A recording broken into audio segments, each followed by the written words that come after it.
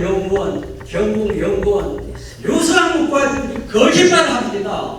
거짓말 수치를 놔야 합니다. 우리 소수밖에 가집니다. 어떻게 살아갑니까? 예, 회장님 이제 마무리 시간이 있다가 또 시간을 드릴 테니까 아니 그렇게 하시면 안 됩니다. 여기에 우리가 좀 시간을 좀 지켜가지고 그렇게 해주세요. 예, 이태기 회장님 그 하실 말씀이 굉장히 많으실 것 같은데 오랫동안 안동댐 상류 다니시면서 이 안동댐 물고기들이 죽는 것을 많이 보고 정말 절규를 하셨습니다. 박수 한번 부탁드리겠습니다. 안동시의회 주관으로 낙동 강상류 중금속 문제 해결을 위한 정책 토론회가 안동예술의 전당 대회의실에서 성황리 개최되었다. 안동시의회 의장 김경도는 8월 29일 금요일 안동문화예술의 전당에서 낙동강 상류, 영풍 석포제련소에서 안동댐까지 중금속 퇴적물 문제 해결을 위한 정책 토론회를 개최하였다. 안동시의회가 주최한 이번 토론회는 낙동강 상류와 안동댐의 중금속 퇴적 문제를 점검하고 실질적인 방안을 모색하기 위해 마련됐다. 학계, 관련 분야 전문가, 환경단체, 지역사회 대표, 시민들이 참석해 높은 관심을 보였다. 다른 지역에 가서 대구나 부산 쪽에 가서 이야기할 때는 굉장히 조심스럽게 미안스럽게 그렇게 이야기를 합니다. 안동 사람들은 안동댐물을 먹지 않습니다. 정작. 그런데 하리에 있는 사람들은 주제 발표는 최만식 충남대학교 교수와 김영훈 국립경북대학교 교수가 안동댐 퇴적물의 중금속 오염원 및 유입 현황을 분석했다.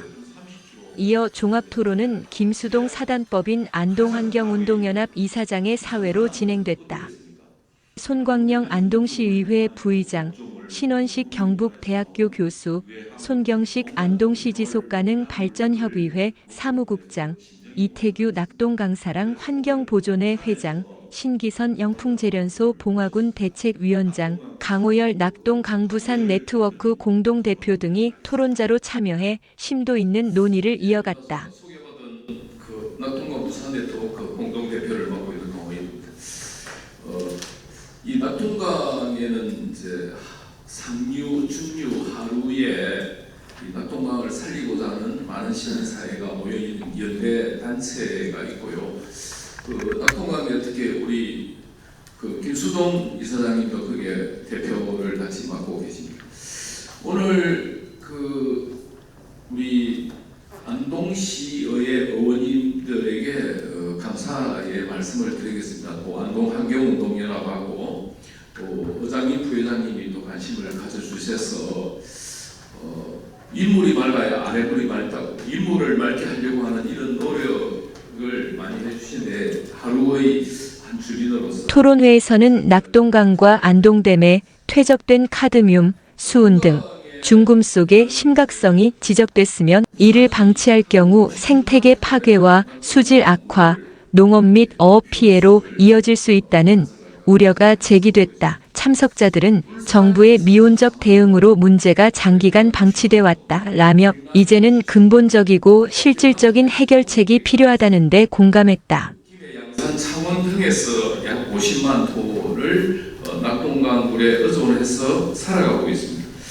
낙동강 물은 비단 식수뿐만이 아니고 낙동강 물은 안동시의회 손광영 의원은 그간 시정 질문과 5분 자유 발언을 통해 꾸준히 제기해 온 문제를 다시 한번 강조했다. 토론문을 통해 안동댐은 1,300만 낙동강 유역 주민의 생명줄이라며 이번 토론회의 의미를 강조했다. 급식에도 씁니다. 그러니까 낙동강 유역에 1,300만 유역민이 살고 있다는데 결코 어느 누구도 낙동강에서 자유로울 수 없다는 것이 현실입니다.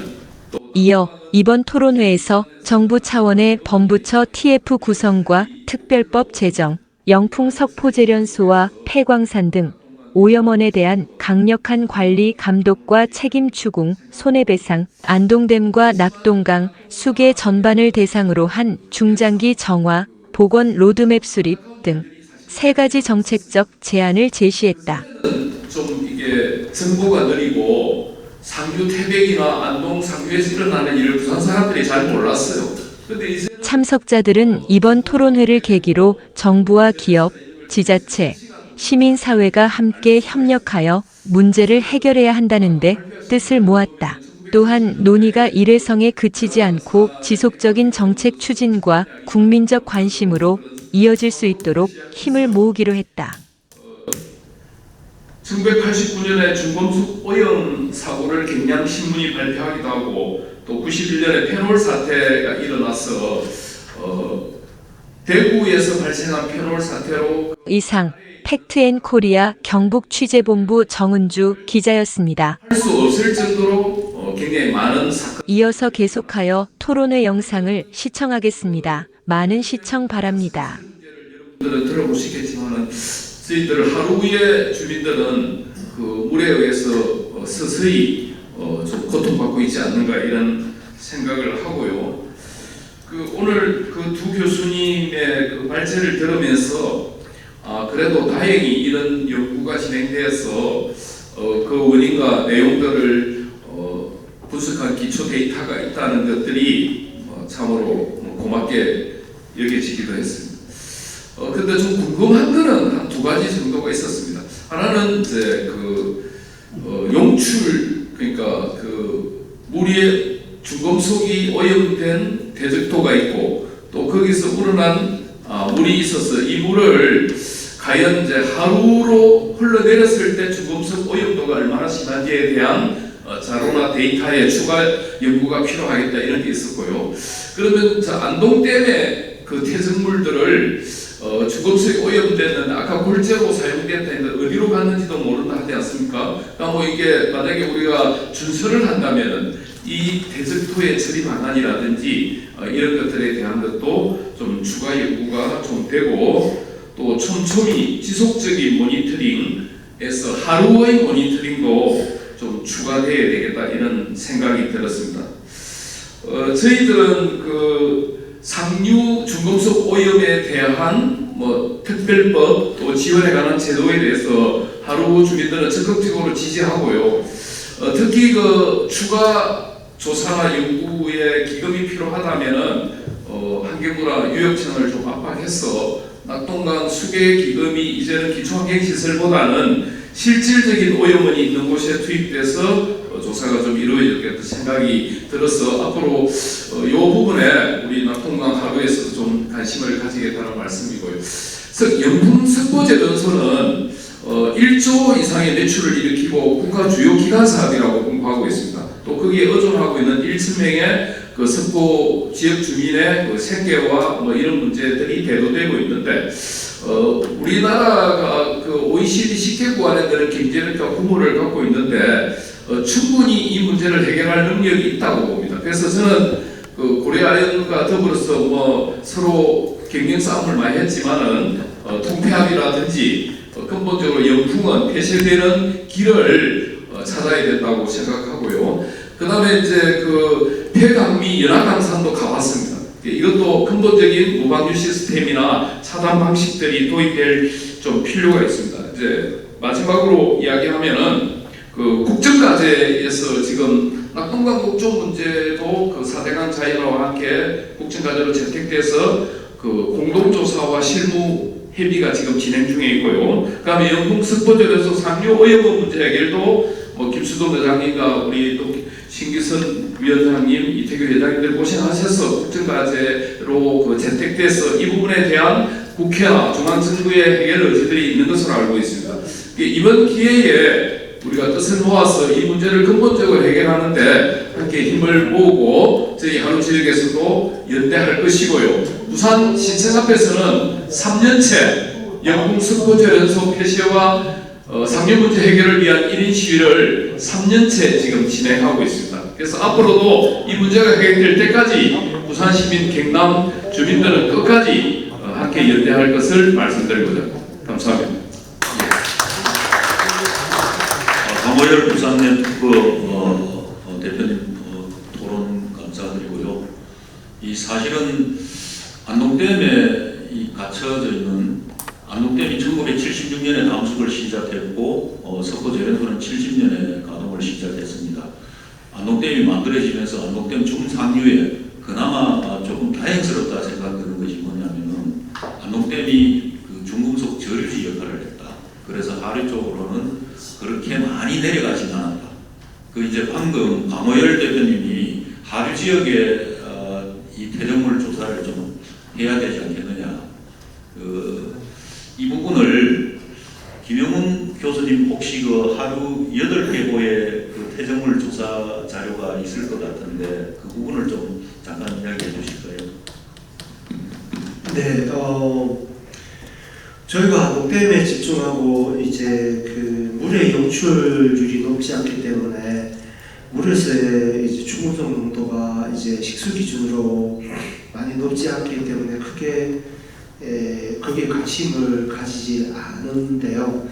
최근 제가 데이터를 구했습니다. 이제 안동댐 하류 낙동강 보에 있는 보해 퇴적물 중금속 농도 결과를 봤는데 다른 중금속들은 다 1등급인데요. 카드뮴만 2등급을 초과했습니다. 그래서 안동댐처럼 3등급, 4등급은 아닌데 하류의 보나 댐에도 카드뮴이 높아지고 있는 거가 징조가 보여요. 그래서 이거를 더 확실하게 얘기하려면 추가적인 조사나 정기적인 조사 또는 전국 단위의 조사를 해서 왜 낙동강만 높은지에 대한 원인을 밝힐 필요가 있다고 생각합니다. 예, 그 부산에서는 이 카드뮴뿐만 아니고 녹조, 마이크로시스틴 그리고 유해한 물질 이걸로 정말 식수에 대한 불안이 높습니다. 그래서 부산에서 2년째 낙동강 상류 중금속 오염원인 석고제련소를 폐쇄 이전을 하라는 1인 시위를 매주 수요일 날 2년째 이어오고 있습니다. 우리 그 박수 한번 보내드리도록 합시다. 예, 다음은 안동에서 오랫동안 환경보호 활동 그리고 지역의 문제에 관심을 많이 가지고 운동을 해오고 계시죠. 안동시 지속가능협의회 송경식 사무국장님 토론 부탁드리겠습니다. 네, 안녕하십니까. 안동시 지속가능발전협의회 사무국장 송경식입니다. 제가 오늘 그 교수님들 발표를 듣고 또 우리 토론하시는 그 이태규 회장님 이 발표를 들어보니까 제가 지금 여기서 어떤 문제를 제기하고 해법을 뭐 이렇게 제시할 그런 입장은 아닌 것 같습니다. 그리고 아까 전에 이태규 회장님 그 시간이 좀 모자랐었는데 제 발표 시간을 좀 드리고 싶더라고요. 제가 알고 있는 이태규 회장님 여기 오늘 보여드린 이 그 그림 사진들이 보도 자료가 아니고 회장님이 직접 거기에서 다 촬영하신 자료들입니다. 그리고 거의 한평생을 이 샅샅이 이 내용들을 지금 이렇게 기록으로 지금 남기고 계시고 오늘 이렇게 또 절규를 하고 계십니다. 제가 이제 우리 여기 또 김수홍 자장님 계시지만 이 두 분 지금까지 쭉 봤을 때 거의 뭐 빠지지 않고 석고제련소 이 낙동강 줄기를 샅샅이 다 뒤져서 이 중금속 오염에 대해서 석고제련소 문제에 대해서 제기를 하고 있습니다. 그래서 제가 또 우리 그 김성 장학도 모시고 우리 시민들한테 이런 문제를 좀 가르쳐 주십사 하고 그 우리 평생교육기관에도 이 내용들을 항상 교육을 또 이렇게 하고 있습니다.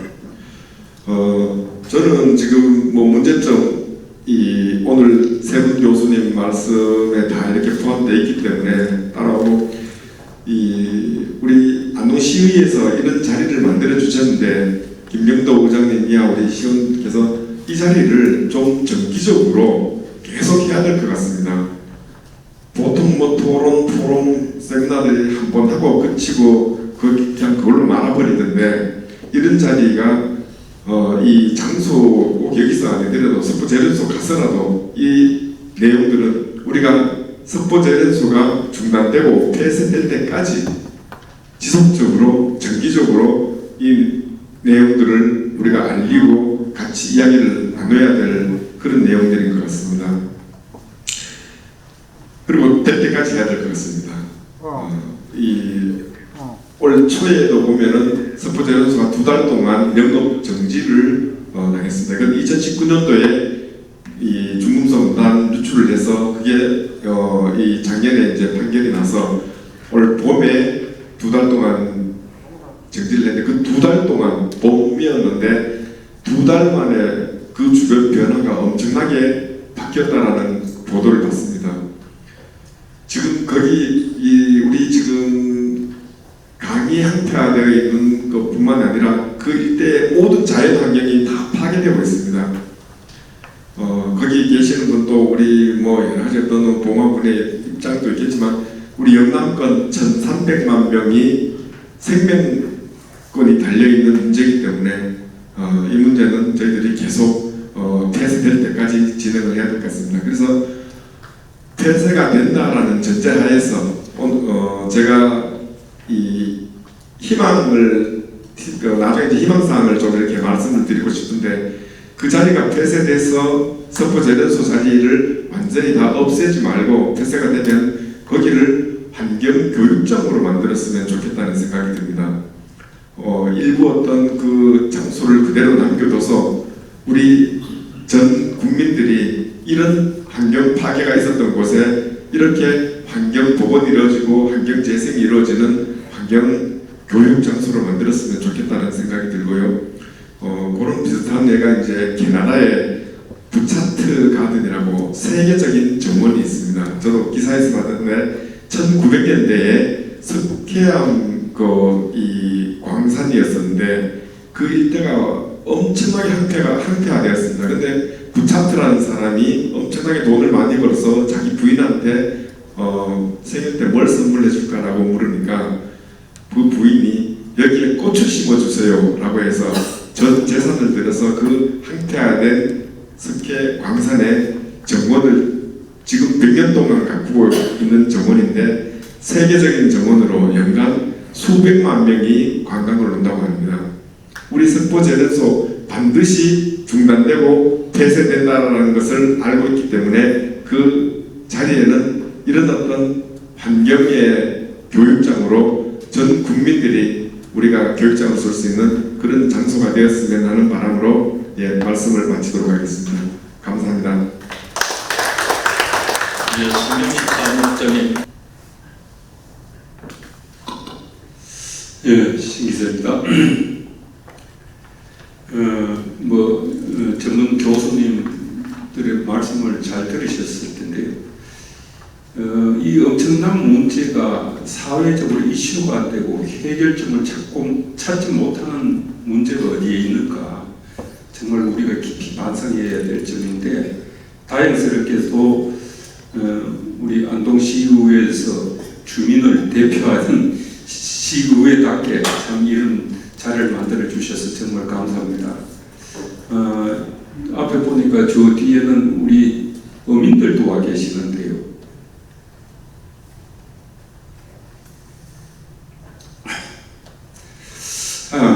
지난번에 서울에서 이제 소송 문제 때문에 저 어민들을 만났는데 저 어민분이 그 자리에서 참 눈물을 흘리시는 걸 보고 저도 참 눈물이 납니다. 저분들은 사실 먹고 사는 문제가 당장에 그런 문제에 부닥쳤는데 이 문제가 정말 왜 해결 안 될까? 그래서 저는 오늘 이 문제가 어떠한 문제로 인해서 풀리지 않는지 여러분들이 잘 모르시는 문제를 좀 지금 알려드리는 그런 이야기로 시작하겠습니다. 사실 제련소는 엄청난 문제가 있는데 그걸 우리 행정기관들이 제어를 하고 관리 감독을 해줘야 되는데 그렇지 못하고 그네들 편리한 방법으로 그네들 편에 서서 그네들을 보호해주고 하는 이런 환경 때문에 사실 이 문제가 부각되지 않았고 우리들은 몇몇 사람은 아우성 치는데 아우성 치는 사람만 바보스럽고 저놈이 왜 저럴까 하는 욕먹고 이런 실정이 사실 여러분 아시다시피 얼마 전에 이런 일이 있었습니다. 방금 조금 전에도 뭐 60일 조업 정지 말씀하셨는데 사실 그 문제는 120일 조업 정지였어요. 그런데 이철우 지사가 나 집행 못해. 환경부 장관이 뭐 이런 사람이 있어. 집행하시오. 행정명령을 너가 왜 내인데 행정명령을 해. 행정소송을 하신 거예요. 그래가지고 정부에서 보니까 각 부처장끼리 싸움을 하 기가 막히잖아요. 행정조정위원회를 만들어서 60일로 주를 주니까 그때 집행할게. 이렇게 비호했습니다. 그런가 하면 연풍 재련소 문제를 환경부에서 어떤 문제 제기만 하면 얘들은 어김없이 소송으로 맞대응을 합니다. 참 어렵죠. 그러면 그 소송 문제를 정말로 잘 슬기롭게 대처를 해서 그 재련소가 그렇지 못할 정도로 제어를 해야 될 봉화공수는 우리 몰래 탄원서를 제출. 그 회사 좀 잘 봐주시오. 그 집행 정지하면 안 됩니다. 벌금 매기면 안 됩니다. 탄원서를 제출하자. 이런 행정기관장들이 이렇게까지 비호를 하고 지금도 마찬가지입니다. 재련소에 지금 봉화공원에서 보여주기 위해서 주민들을 동원을 시켜가지고 데려가서 재련소에를 홍보하고 얼마 전에 7월 17일 날 사실 여러분 언론을 보셔서 아실 텐데 대구 고법에서 판결이 났는데요. 무죄 판결이 났죠. 그래서 지난 28일 날 서울 가서 제가 소장을 서울에 있는 민변 변호사님들이 도움을 주셔가지고 소송을 다시 재소송을 해놨는데 그 문제는 여러 가지 문제 상당한 오염 물질이 사실 낙동강으로 유입은 됐으나 고의성이 부족해서 죄를 줄 수 없다는 거예요. 기가 막힌 판결이 나왔습니다. 그 여러분들은 그 독극물이 카드뮴 물을 먹어도 괜찮다. 그러니까 이 사람들 죄를 줄 수 없다. 이런 식으로 행정기관들이 비호를 하고 하니까 이네들은 지금도 큰 소리 떵떵 치고 지금 공작이 팡팡 잘 돌아가고 있습니다. 이게 참 아이러니하죠. 이렇게 좋은 세상에 이 오염 문제, 세상에 카드뮴 수치가 33만 배라는 이거는 세계 기록이 없는 정말 기록적인 오염 문제입니다. 33만 배라는 이런 기록적인 문제를 이렇게 국가에서 비호하고 있어요. 그래서 정말 이 기회에 우리 기왕에 출발을 하셨으니까 한 발을 디디셨으니까 우리 안동시의회에서 적극적으로 나셔가지고 정말 국가에서 국회에서 특별라도 구성을 해서 아까 송광영 의원도 말씀하셨는데 특별라도 구성해서 특별법을 만들어가지고 이걸 빨리 정리하도록 정말 열심히 좀 노력해 주기를 정말 부탁 좀 드리겠습니다. 감사합니다.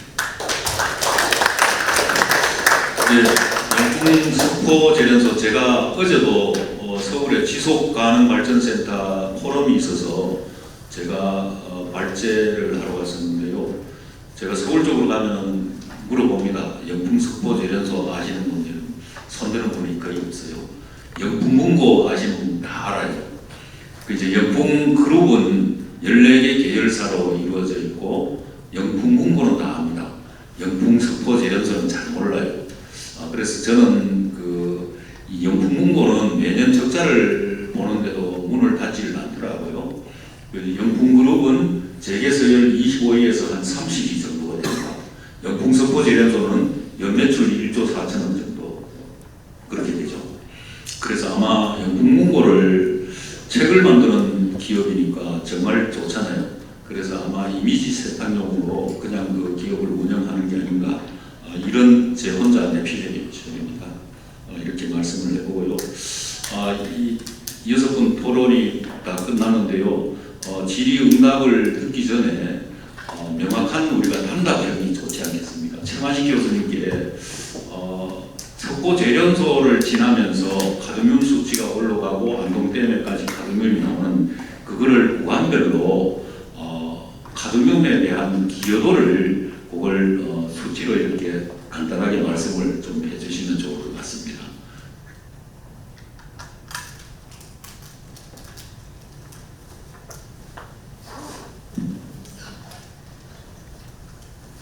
어디 기여도를 말씀?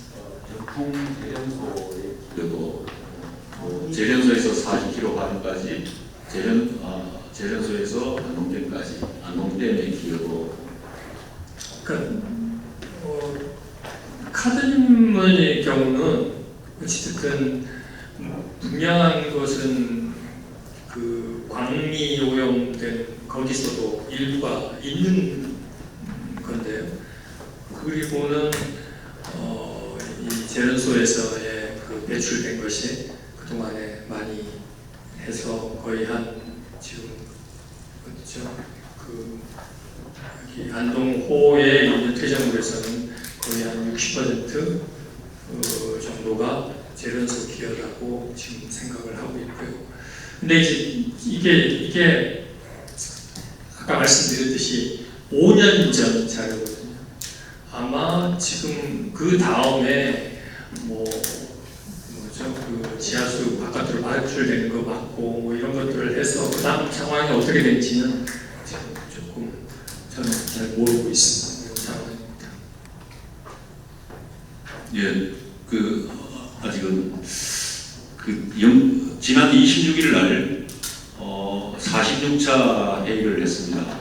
이거는 2018년부터 정부에서 처음으로 예산과 인력을 들여서 낙동강 상류 환경관리협의회, 여기 적혀있죠. 연풍 석고재련소에서 안동댐, 이 명칭을 정할 때 2018년에 안동시 부시장님이 안동이라는 표기를 하지 말아달라.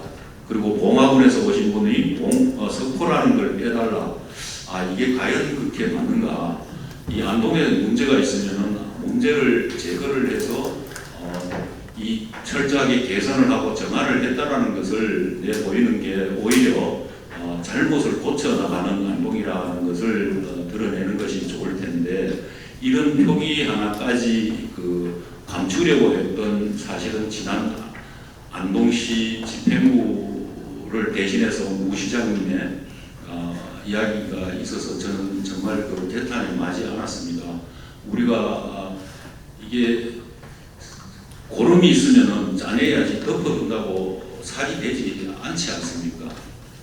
그래서 오늘 이 말씀을 드리는 것은 이 토론회를 기획을 하면서 경상북도, 안동시, 그리고 환경부 이 토론자를 요청을 했는데, 환경부나 경상북도는 그렇다 치더라도 안동시에서는 환경 담당 책임자가 나와 주셨으면 했었는데 안 나와서 굉장히 안타깝다, 그렇게 생각을 합니다. 신원식 교수님은 경북대학교에서 재직을 하고 계시면서 이 석고재련소 그리고 안동댐 이 문제에 관해서 연구조사를 많이 하셨습니다. 그런데 한편으로 보면은 안동댐의 하류에 살고 계시는 대구 주민의 입장으로서 그 이야기도 한번 들어보고 싶은데, 최만식 교수님과 김영홍 교수님이 안동댐에 많이 퇴적되어 있는 카드뮴, 수은, 나파염, 미소구리 이러한 것들이 만약에 대구 홍준표 전 시장님이 안동댐에 파이프를 직접 박아가지고 대구시의 이 물을 가져간다고 했을 때 신원식 교수님은 거기에 혹시 동의하실 수 있는지 이거 한번 물어보고 싶습니다.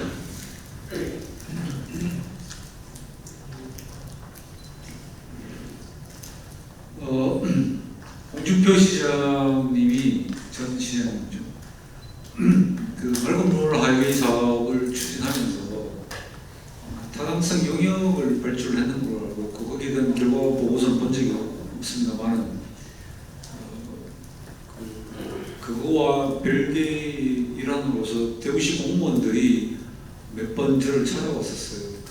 환경 보고서를 봤으니까 영출은 어떤지, 과연 이제 수돗물 상수원수로서 괜찮았는지.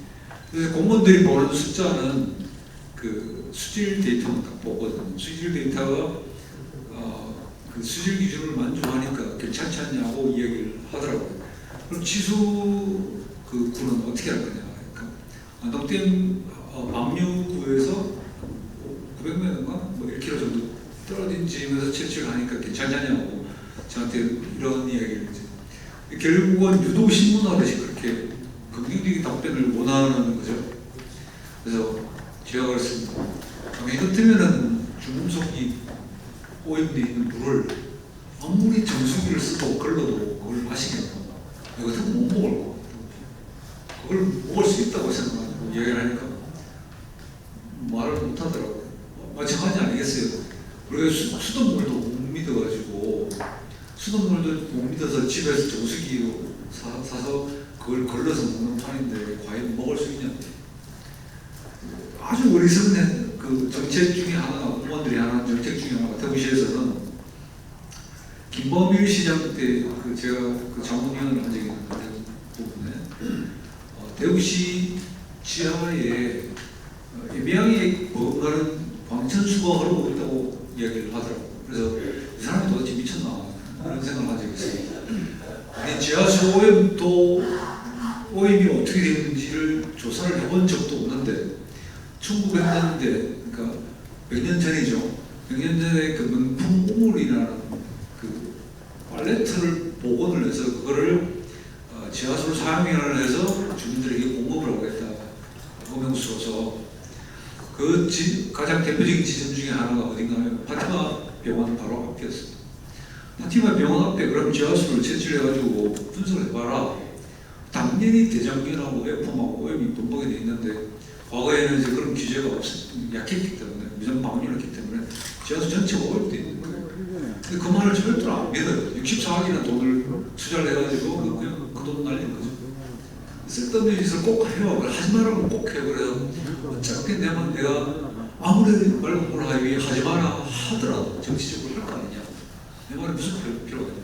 내 말을 믿지 못하면 다른 분들한테 가서 이야기를 들어보라고.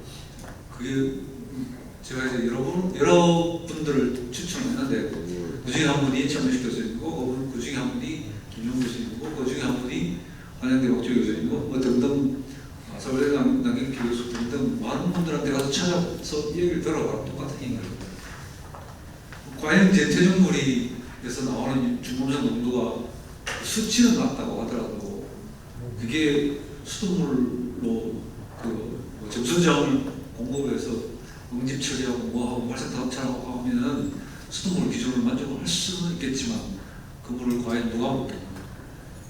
그런 논리에서 끝나는 거예요. 결국은. 그래서 저 같으면 절대로 먹을 수가 없다고 생각합니다. 그거는 추진한 그 자체가 아주 어리석은 짓이라고 지금 표현합니다. 그걸 이제 홍준표 시장을 비난하고자 하는 것이 아니라 그 홍준표 시장이 뭘 알겠어요. 그 법하자 검사 출신인 그 사람이 무슨 환경에 대해서 뭘 알겠어요. 그 주변에 포진해 있는 보좌관들 또는 캠프에서 나오는 아이디어라고 생각을 하는데 그런 아이디어를 제공한 사람도 문제고 물론 이제 구미시하고의 그 취수원 이전 문제 때문에 결국은 답이 없으니까 결국은 안동까지 온 건데 그런 것들은 이제 물론 어느 지자체의 자산이 아니고 국민의 자산이기 때문에 이거는 대화로서 서로의 그 어떤 상호 이익을 존중하는 관점에서 이렇게 해야지. 만약에 북한에서 남한으로 강이 흘러나오는데 북한에서 물을 차단하면 그게 도리적으로 먹겠습니까? 아니는 거예요. 그래서 그런 문제에 있어서 이제 안동댐을 취소원수를 쓴다는 것은 절대로 해서는 안 된다는 거죠. 가능한 할수 있다고 말씀드릴 수 있겠습니다. 이 부분은 대구 주민의 한 사람으로서 이 안동댐을 대구로 파이프로 통해 가지고 끌고 가는 것이 맞느냐 맞지 않다라고 말씀을 드리는 것입니다. 대구 시민들도 힘을 내시고요. 김용 교수님 아까 그 용출 실험이 말씀을 하셨는데 결국은 우리가 핵심이 안동댐의 중금속이 카드뮴, 나바이온, 비소, 구리, 수은 이렇게 많이 있지 않습니까?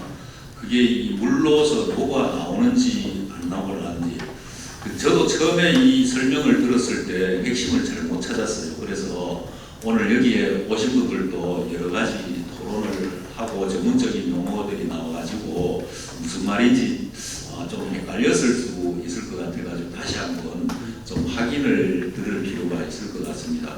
교수님, 그 퇴적물에 있는 중금속이 물에 녹아 나오는 건지, 녹아 나오면 어느 때 녹아 나오는 건지, 그거를 좀 간단하게 좀 설명을 해주시면 좀 고맙겠습니다.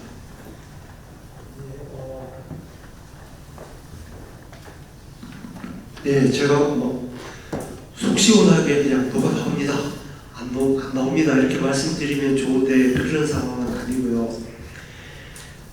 현재 상태 이제 강바닥에 깔려 있는 상태에서는 용출되는 비율이, 그러니까 퇴적물이 가지고 있는 게 100이라면 녹아 나오는 게 높지는 않습니다. 2, 3, 4, 5 이렇다면. 그런데 이제 카드뮴은 거기에 산소가 있냐 없냐에 따라 많은 영향을 받습니다. 그래서 산화 조건이냐 항원 조건이냐에 따라 많이 영향을 받는데, 카드뮴은 산화 조건을, 지금은 항원 조건인데 산화 조건이라면 산소가 많다 이렇게 생각하셔도 됩니다. 산화 조건을 내면 용출률이 올라갑니다. 반대로 비소는 항원 조건에서 올라갑니다. 그래서 아까 이제 물론 현장에서 데이터가 아니고 퇴적물을 연구실로 가지고 와서 실험한 거기 때문에 거기에 대한 한계가 분명히 있습니다만, 온도가 올라가면 용출률은 증가합니다. 근데 현재 한반도의 기온은 계속 올라가고 있고요. 그래서 이제 가을에 한번, 봄에 한번 이제 가장 차가운 물이 4도씨 되는 물이 밑으로 내려가고, 그 밀도 차이에 의해서요. 그거보다가 온도가 높은 물이 위로 올라오는데, 지금은 이제 기온이 4도보다 높죠. 여기 우리가 살고 있는 데가. 근데 이게 이제 가을이 돼가지고 겨울로 넘어갈 때 물의 온도가 역전이 됩니다. 위에 물이 차갑고 밑에 물이 오히려 약간 따뜻해지죠. 그럼 위에 물하고 밑에 물하고 이렇게 한번 섞입니다. 이게 순환이 되는데, 우리가 연구하시는 분들 물이 뒤집어진다라고 얘기하는데, 그때는 이제 산소를 많이 머금고 있는 물이 밑으로 내려갈 수도 있습니다. 그래서 가능성이 높지 않지만 용출이 전혀 안 된다, 용출 내기가 매우 어렵다 해서 글쎄 용출이 될 수도 있지 않을까 이렇게 이제 생각을 합니다. 그래서 그리고 이제 시간의 감에 따라 원래 그 암석에 박혀 있는 것이 용출이 많이 되지는 않지만 시간의 감에 따라 용출이 된다면, 물의 양이 워낙 많아서 물에서 농도가 높게 측정이 되지 않아서 그렇지 용출이 안 된다라고 이야기하기는 어렵습니다. 그러다 보니까 이제 하류에 아까 말씀드린 것처럼 그 도나 하류의 도에서 신경을 거의 안 쓰는데 저한테 어떤 분이 데이터를 구해다 주셨습니다. 제가 데이터가 없었는데 그 데이터를 보고 깜짝 놀랐는 게, 하류에 이제 강정, 고령보, 합천, 보가, 낙동강, 보가 8개가 있는데, 그 보에서 다른 중금속은 다 1등급인데 카드뮴만 2등급이 되고 있습니다. 그래서 조사가 필요하지 않나 이런 생각이 되고, 하류에 사시는 주민들도 조금 더 생각보다 더 경각심을 가져야 되고, 뒤집어서 생각을 하면 이제까지 그걸 막아준 안동댐에 감사하고 안동 시민에게 감사한 면도 있지 않았나 이런 생각이 듭니다. 예, 이상입니다. 예, 그러면은 우리가 예정보다 시간은 참 많이 됐었는데 어쩌면은 안동 시민들 대상으로 이렇게 토론회를 해보신 거의 처음입니다. 시민단체와 시의회가 협업을 해서 이렇게 한 것이 처음이고, 그래서 시간이 많이 걸렸어도 이렇게 관심이 높게 가져가고 있습니다.